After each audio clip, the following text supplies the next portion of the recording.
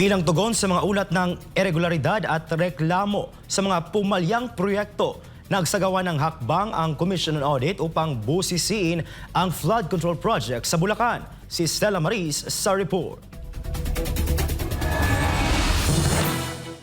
Ipinag-utos ng Commission on Audit o COA ang pagsasagawa ng fraud audit sa mga flood control project sa Bulacan matapos ang malawakang pagbaha sa lalawigan. Sa isang memorandum na inilabas ni COA Chairperson Gamaliel Cordoba, inatasan ang lahat ng supervising auditors at audit team leaders ng Department of Public Works and Highways o DPWH District Offices sa Region 3 na magsumite ng lahat ng kaukulang dokumento para sa gagawing fraud audit. Kabilang din sa kautusan ang pagiging available ng mga ito upang makipagtulungan anumang oras sa mga audit team. Sakop ng utos sa mga flood control project ng DPWH sa Bulacan na may kabuuang pondong 44 na bilyong piso. Pinakamalaki sa Region 3, nakatumbas ng 45% ng pondo para sa rehiyon.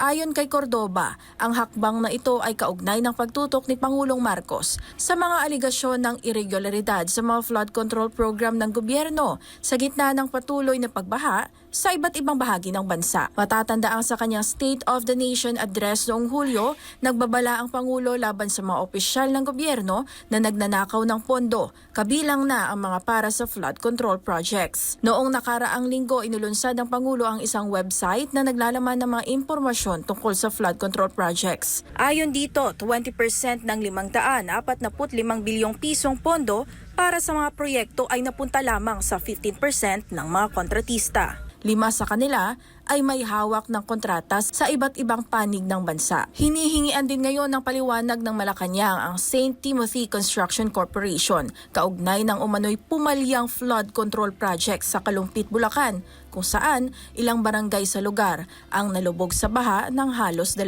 linggo. Ito si Stella Maris, ang iyong citizen correspondent, nag-uulat para sa Diyos at sa Pilipinas nating mahal.